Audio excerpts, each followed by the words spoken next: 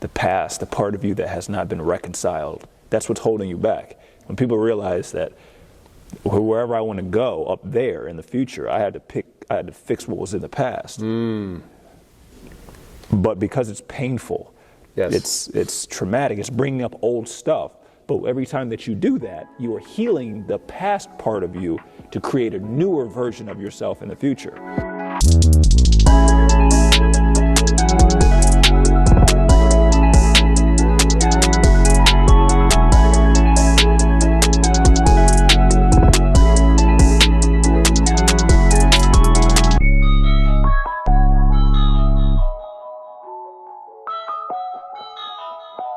Welcome back to the Compete Mentality Podcast. The Compete Mentality Podcast exists to motivate, educate, and inspire others to compete.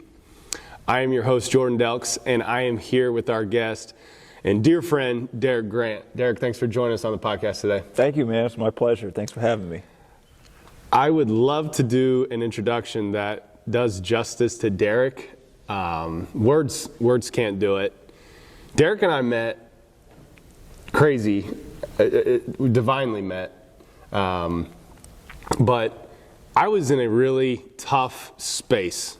We all get in tough spaces, and I really felt the Spirit send Derick in a time of need now 2.5 years ago, about. Yeah.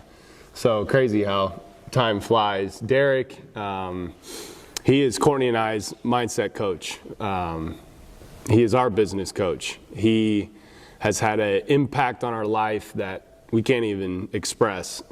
So for those of you, CTA family, that do mindset training and business coaching with us, this is our coach. We will never ask you to do something that we haven't done ourselves.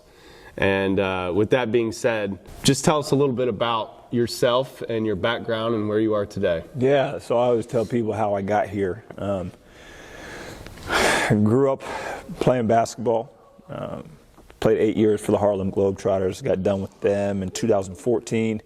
My wife from here in India, and I'm from New Jersey, and she was like, here, I know what you can do. You can start training kids and teaching them how to play basketball. I'm like, well, nobody's going to listen to me. Nobody's going to want to know how to play basketball for me. Kids can go on YouTube. Anyway, I started with 2 kids at a park. Before I knew it, it grew to over 350 clients a year later. And I was like, wow, I guess people do want to learn how to play basketball from me. But when I realized what it wasn't the actual skill. It wasn't the drills that I was teaching. It was the conversation. It was the intentionality of like finding that spark inside of them that got them to pull out their greatness. And then I went through, fast forward 2018, me and my family moved down to Florida. Got involved with a business partner. Things went south really quickly. Before you know it, we lose everything. Wow. My life was in the lowest, like, it was a movie, like crazy stuff, right? And it forced me to kind of do an audit of my own life. More importantly, not my life, my internal world, my thoughts, my emotions, my perceptions, my perspective. And through this, I realized that I had what I called a wrong way of thinking. Sure. I would look at situations, look for the negative, look at how things aren't going to work out. I was jaded. And I woke up one morning and I heard this voice say, change the way you look at it. You call those inner childs in our coaching. Yeah, your inner child is the past, the part of you that has not been reconciled. That's what's holding you back. When people realize that wherever I want to go up there in the future, I had to fix what was in the past. But because it's painful, it's traumatic, it's bringing up old stuff. But every time that you do that, you are healing the past part of you to create a newer version of yourself in the future. So that's essentially what I do now, how I got to be where I am now, why we work together, that's our right. relationship. I always tell you all the time, it's all I'm doing is sharing with you what I do with myself, because everything is yourself.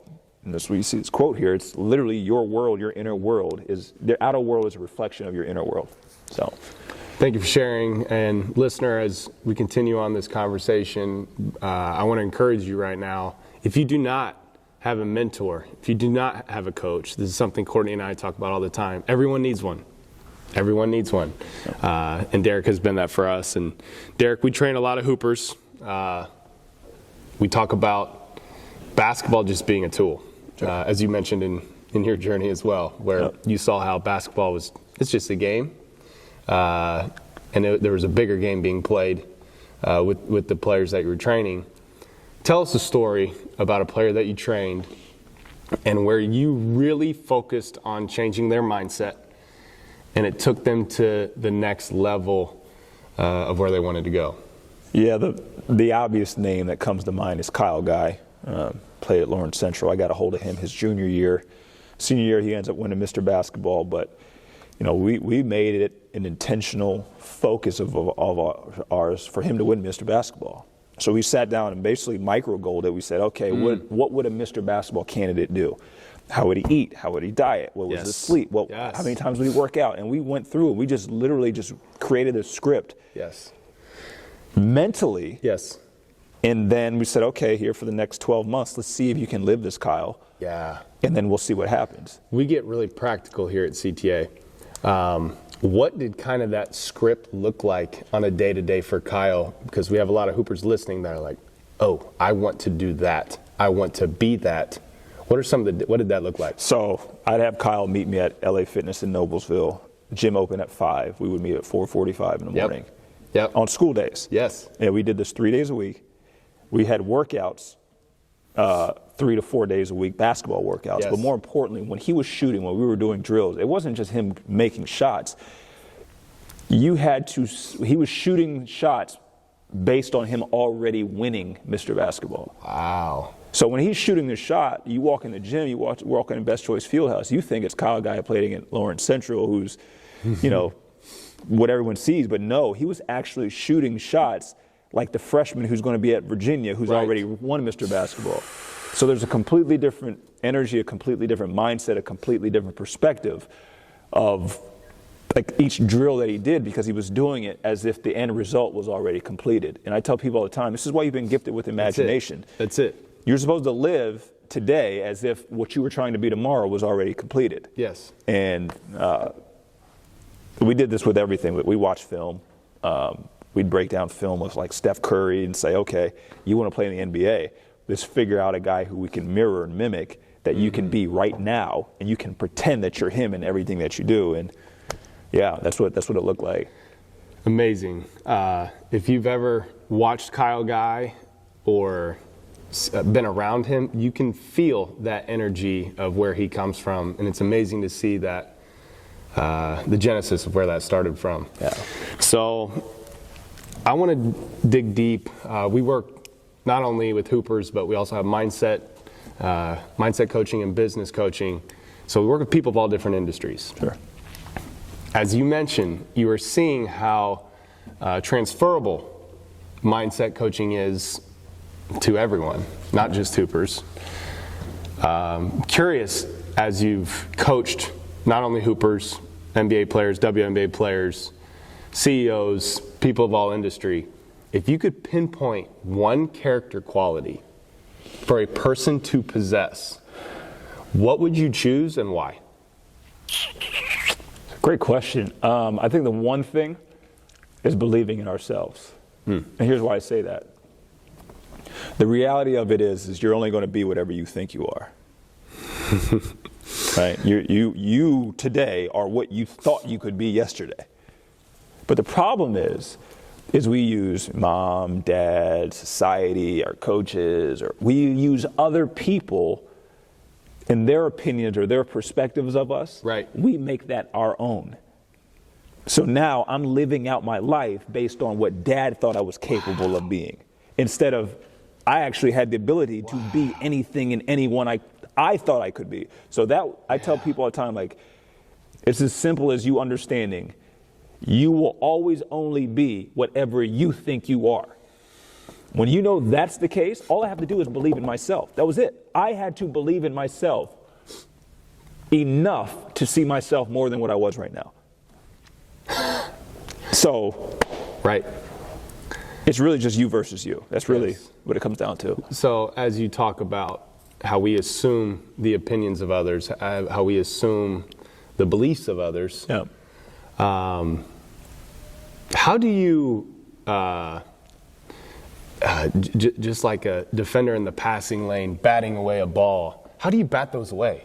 How do you bat those away? Yeah, well, you got to be aware, one. Mm-hmm. So, like, that's why I always tell people, you got to know, you have to be aware of whose life you're actually living, okay, number one. Number two, I have to, like, know who I am. Yes. Because if I don't know who I am, I will allow somebody else to tell me who I am. And that's the problem. And then once I know who I am, I have to then now go and be that. Yes. So I know for me, like, for the longest, I would be who I thought people wanted me to be. So I'm actually living somebody else's life through the skin that we call DG, right? Right. The key was for me to be, one, know who I was, accept who I was at this moment in space and time, and then live it. Yes. And I always tell people now all the time, like, you should never beat yourself up. You should never talk down to yourself. Because it's so easy where you are now to look back at where you were. Right. You should never regret anything, because where you were at that point in time, you were at that level of awareness, and you made decisions and took actions based on where your level of awareness was. So it's easy from now. It's like this. I'm in 6th grade, and I'm looking back in 3rd grade, like, man, I was so stupid back then. Well, it's easy to say that now when you know what you know in 6th grade. Right. But understanding that really at the end of the day, like I tell people all the time, like, you just have to, you really got to love yourself. You have to believe in yourself. You have to forgive yourself. It will always start with self, period. Yes. So, believing in yourself, knowing where you're going. We talk about true north a lot in our mindset training. Mm-hmm. So the concept, there's a difference between magnetic north and true north. Magnetic north is the compass. If the compass, the little dial spins, and it points to north, but what most people don't know is that if you follow that arrow, it actually doesn't get you exactly to the North Pole. It's just a tick off. But if you follow the true north direction, you get to the destination of the North Pole. Mm. We get questions all the time in our questionnaire. I don't know what my true north is. Mm. How do I find my purpose? How do I find my true north? What advice would you give that person? I always tell people this: you'll never find your purpose looking for it. You're not. So you have to understand how this thing called life works.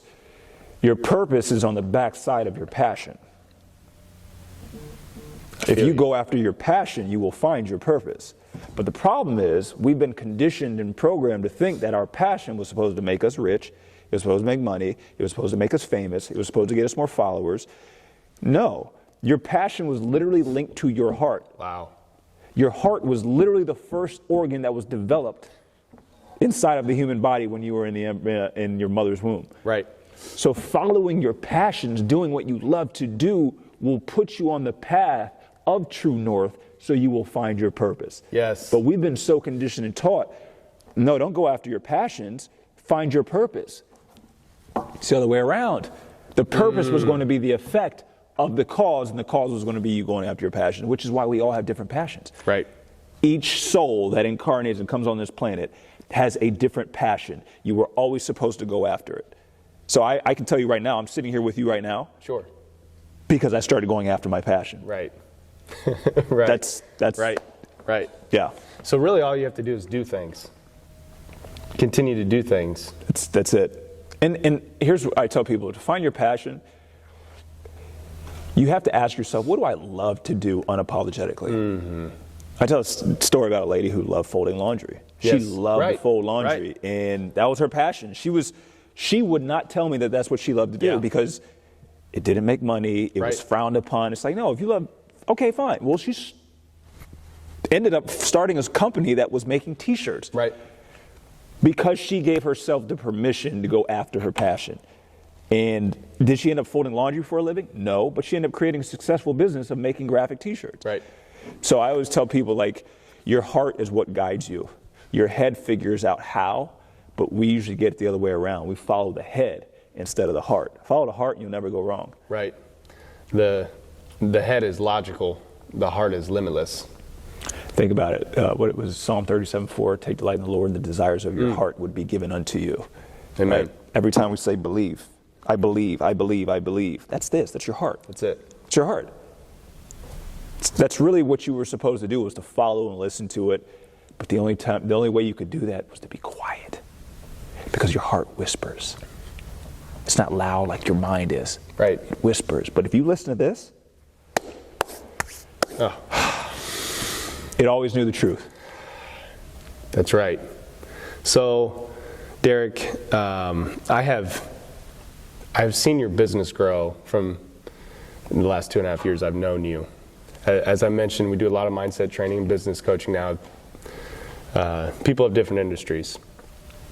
What has been a catalyst to your business growing, and what advice would you give our business owners? So, it's probably not going to be what a lot of people think. Your business or anything else, your marriage, your relationship with your kids, it will grow at the same rate, and it will grow at the same level that you grow. I see. So if I want to grow my business, I need to grow my level of self-awareness and understanding of myself, because my business is just a reflection of me. So that's why I realized 2.5 years ago, it's like, oh, I want to grow the business. How about I grow in my understanding of me? How about I go back into my past and see why I have these subconscious traumas, and why I feel like I'm not enough? Why do I feel like I need people's approval and validation? Right. When I can get to the root of that, guess what I've done now? I've just increased my level of self-awareness. When you increase your level of self-awareness, you'll increase your self-worth. And everything is always going to be at the same level of your self-worth. I tell people all the time, you're never, ever, ever, ever, ever going to exceed your level of self-worth. Never. Your self-worth is your ceiling.